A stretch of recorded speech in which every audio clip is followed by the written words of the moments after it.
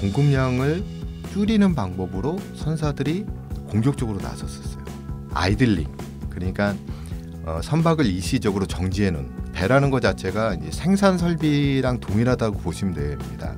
그러니까 공장을 막 생산을 하다가 수요가 떨어졌다 그래도 공장을 없애거나 정지시키는, 선박을 일시적으로 운항 가동을 하지 않고 정서를 시켰습니다. 얘기는 뭐냐면 공급량이 그만큼 줄었다는 거예요. 전체 공급량이 한 2,300만 티대 정도 되는 거에서 270만 티대 일시적으로 중지를 하면서 공급량을 줄이니까 수요 감소분보다 공급 감소분이 상회를 하면서 운임이 급속도로 회복이 되는 그런 상황이 발생을 했다는 겁니다.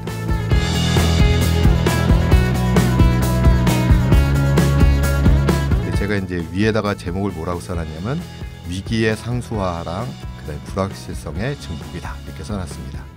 장기적으로 보면은 공급이 수요를 굉장히 상회를 하는 형태로 나타나다 보니까 장기적으로 불황이 좀 심화되고 또 오래 갈 것 같다. 15년에서 20년 정도 오래 갈 거다라고 말씀을 드렸고요.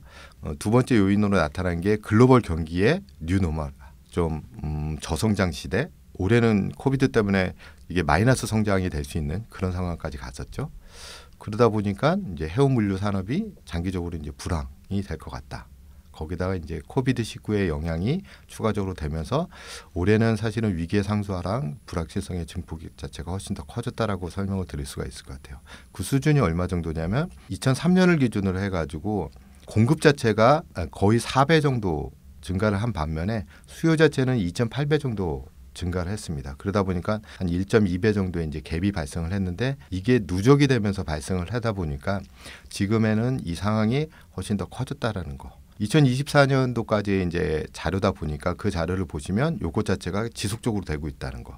이거를 역전할 수 있는 건 딱 두 가지죠. 하나는 수요가 급속도로 팽창을 하거나 공급이 급속도로 축소되는 이런 형태로 나타나야 되는데 아직도 그런 시그널은 하나도 보이지가 않고 있습니다. 그다음에 이제 맨 밑에 이제 곡선이 이제 CCFI 운임 곡선인데, 운임 곡선이 사실은 2009년도에 리먼 사태 때 많이 폭락을 했다가 두 번째로 폭락한 게 2016년입니다. 운임이 굉장히 낮은 수준으로 이제 떨어졌다가 지금 그게 회복이 되는 그런 단계를 보이고 있습니다. 지금도 한 1000포인트 정도입니다. 이 1000포인트 자체가 CCFI가 이제 1999년인가 만들어졌는데, 그때 기준으로 해가지고 포인트를 정해놓고 지수화를 만들어놨습니다. 그 이후로 현재까지 사실은 20년이 넘는 시간이 흘렀는데도 현재 1000포인트 정도로 회복이 된 수준이다 보니까 사실은 이제 물가는 그 사이에 이제 굉장히 많은 상승을 한 반면에 운임 지수는 현재 정도 수준이 딱 1000포인트. 그 다음에 보시는 게 이제 벙커 곡선인데, 벙커 곡선 급속도로 하향했죠. 이런 형태로 해가지고 벙커 가격은 좀 인하된 그런 부분으로 나타났습니다. 근데 보면 플렉츄에이션이, 벙커 플렉츄에이션이 굉장히 심하게 나타나고 있어요. 이게 얼마 정도냐면 2000년도에 톤당 벙커비가 한 100불 정도 했다가 2013년도 말까지 얼마 했냐면 650불 정도까지 올랐습니다. 아까 20% 정도 연료비가 이제 그 코스트에서 차지하고 있다는데 6.5배가 올랐어요. 그럼 해운기업의 사실은 해운기업의 코스트 부담은 굉장히 크게 늘어났겠죠. 이런 것들이 다시금 이제 조정이 되면서 현재 한 250불 정도 수준까지 이제 다운이 됐는데, 약간 최근에 이제 이게 조금 상승하는 그런 형태로 나타나고 있습니다. 다만 이렇게 이제 유가가 떨어지다 보니까 해운 기업들의 이제 수지 자체는 좋아지는 그런 형태로 나타났다라고 설명을 드릴 수가 있습니다. 그래서 앞장에서 설명드린 대로 이 네 가지의 것들의 변화만 보더라도 저희가 시황에 대해 가지고 이해를 하거나 예측하는 거는 조금 용이하다, 이렇게 설명을 드릴 수가 있을 것 같습니다. 그러면 이제 좀 상세하게 봐가지고 이제 그 수요가 어떻게 나타났는지 좀 설명을 드리기 위해 가지고 요거를 이제 장기 곡선으로 이제 펴봤습니다. 그래서 2019년서부터 2020년 4분기 예측량까지 해서 보면은 계속적으로 상승하던 것들이 거의 2020년 1, 4분기 때부터 이제 추락을 했고요. 2020년 2, 4분기 때 말서부터 회복되는 추세를 나타내면서 3, 4분기 때 실적 자체는 거의 2019년에 그 수준까지는 회복이 됐습니다. 거의 똔똔인데 원래는 수요 자체가 이제 경제 성장률 GDP가 성장하는 거에 따라 가지고 계속적으로 이제 2~3% 정도 성장을 한다는 가정을 했었는데 그거에 비하면 이제 아직 회복은 다 100% 되지 못한 상황이다라고 하면 4, 4분기 때는 사실은 이제 전통적인 이제 비수기로 들어가다 보니까 약간 슬라이트하게 이제 다시 3, 4분기에 비해 가지고 떨어지는 형태로 나타나고 있습니다. 다만 저희가 이제 코비드-19의 영향으로 인해 가지고 1, 4분기, 2, 4분기 때 물동량이 많이 떨어졌던 게 3, 4분기 때 많이 회복이 된 그런 상황이다. 그러면 저번 방송 때 얘기하신 왜 운임이 올라갔는지에 대해서 이해가 가능하시겠죠. 수요가 폭발적으로 급증을 한 상황이다 보니까 거기에 따라 가지고 운임 자체도 이제 회복이 되는 그런 수준으로 나타났다. 요거는 이제 단순하게 이제 어느 한 국가, 미국이라든지 유럽만의 문제가 아니라 이 아시아 지역에서도 그곳에 대해서 회복세로 나타나고 있다라고 이해를 하시면 좋을 것 같습니다. 그러면 이제 공급량 부분을 좀 말씀을 드릴게요. 이제 서플라이 부분이 이제 두 번째 영향이라고 말씀을 드렸는데 물동량이 이렇게 떨어졌어요. 떨어지다 보니까 사실은 운임이 굉장히 큰 폭으로 이제 하락을 해야 되는데 아까 이제 첫 번째 말씀드린 그 4가지 요인 중에 공급량을 줄이는 방법으로 선사들이 공격적으로 나섰었어요. 그게 어느 정도 수준이냐면 화면에서 보이시는 이 그림이 2009년도서부터 2020년도까지 아이들링, 그러니까 선박을 일시적으로 정지해 놓은, 운항하지 않고 서비스에 투입하지 않고 정지해 놓은 그런 그 캐파시티를 보여주는 곡선입니다. 왜 2009년부터 돼 있냐? 2009년 이전에는 배를 세우질 않았어요. 왜냐하면 배라는 것 자체가 이제 생산 설비랑 동일하다고 보시면 됩니다. 그러니까 공장을 막 생산을 하다가 수요가 떨어졌다고 해서 공장을 없애거나 정지시키는 그런 사례가 제조에도 나타나고 있지 않잖아요. 그거랑 동일하게 선사에서도 사실은 선박 자체를 세운다는 것 자체가 이해가 되지 않는 그런 상황이었습니다. 왜냐하면 생산 설비의 하나라고 인식을 했기 때문에.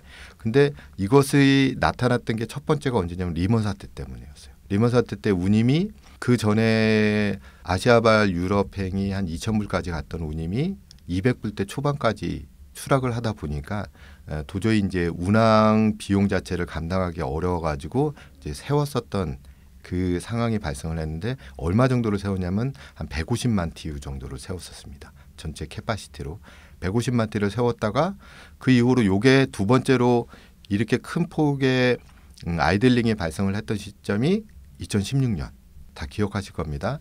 한진해운이 요 시점에서 경영상의 어려움으로 인해 가지고 파산의 길로 접어든 게 딱 그 시점이죠.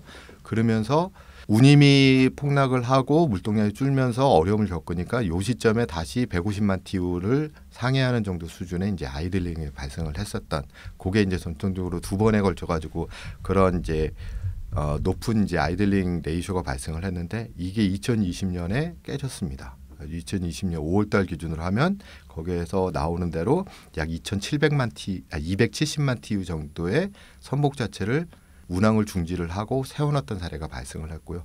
요게 이제 전체 선박을 기준으로 하면 약 11.6% 정도 선박을 일시적으로 운항 가동을 하지 않고 정설을 시켰습니다. 얘기는 뭐냐면 공급량이 그만큼 줄었다는 거예요. 전체 공급량이 한 2,300만 티 정도 되는 거에서 270만 티를 일시적으로 중지를 하면서 공급량을 줄이니까 수요 감소분보다 공급 감소분이 상회를 하면서 요 시점부터 운임이 회복되기 시작을 했고, 요 앞장에서 말씀드린 대로 그 시점에 이제 수요라는 게 다시 이제 증가를 하다 보니까 그거와 맞물려 가지고 운임이 급속도로 회복이 되는 그런 상황이 발생을 했다는 겁니다.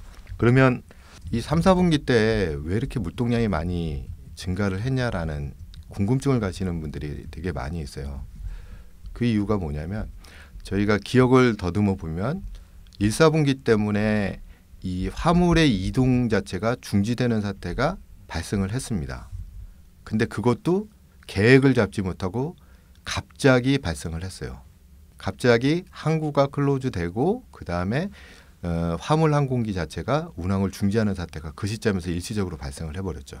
그 얘기는 뭐냐면 통상적으로 저희가 이제 서플라이 체인을 준비를 하고 있는 입장에서는 선복이 타이트해지거나 아니면 수요가 폭발적으로 증가한다라고 할 때 사전에 사실은 이제 재고량을 충분히 이제 비축을 해가면서 그 시점에 이제 어려움 자체를 이제 해지를 해나가는 그런 정책을 쓰고 있는데 일시적으로 갑자기 포트랑 공항 자체가 일시적으로 클로즈 되다 보니까 재고를 비축하지 못한 상태에서 이제 클로즈가 돼버렸다는 거죠. 다만 그 시점에 소비는 좀 줄었죠. 당연스럽게 이제 활동을 못하다 보니까 소비가 줄다 보니까 그렇게 재고가 적은 상태에서도 이제 버티는 그런 상황이 발생을 했는데, 반대적으로 뭐냐면 정부에서 돈을 풀기 시작했어요.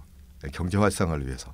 그러니까 소비를 할 수 있는 여력은 생겼죠. 근데 재고 자체는 계속 줄고 있고, 이 상황으로 있다가 6월 달에 다시 이제 그 운항 화물의 물동량이 다시금 발생을 하다 보니까 다시금 그 화물 자체가 이동을 하기 시작을 했다는 겁니다. 당연스럽게 이동하는 거의 중심에는 뭐냐면 이 코비드19 시점에 사람들이 많이 쓸 수 있는 거 중심으로 이동을 시작했습니다. 그러니까 위생용품들, 그다음에 생활용품들, 가전들도 많이 늘었다고 해요. 왜냐하면 예전엔 집에서 TV 별로 안 보시다가 돈은 생기고 집에서 오래 생활하다 보니까 TV를 좀 더 큰 걸로 바꾸기 시작했고, 냉장고도 바꾸고, 그래서 백색 가전 중심으로 해가지고 물동량이 많이 늘었고요.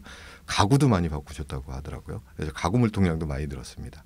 이런 때 백색 가전하고 가구 자체가 워낙 그 규모가 부피가 크다 보니까 사실은 얘네들이 만들어내는 물동량 자체가 굉장히 이제 크게 발생을 했고, 그렇게 화물 물동량의 이동이 늘어나면서 그 수요가 폭발적으로 늘어났고, 그 수요를 공급 자체가 아직 회복되지 못한 상태에서 수요가 늘어나다 보니까 운임이 계속 상승하는 그런 사태가 현재까지도 계속 지속되고 있다라고 돼 있고요. 그 시점에서 보시는 그래프에서 보시는 것처럼 다시 공급량은 원상 회복 수준으로 계속 떨구고 있는 그런 상황입니다. 이런 것들이 이제 다시금 아마 이제 10월 정도 그때까지는 이제 계속되지 않을까 그렇게 생각이 듭니다.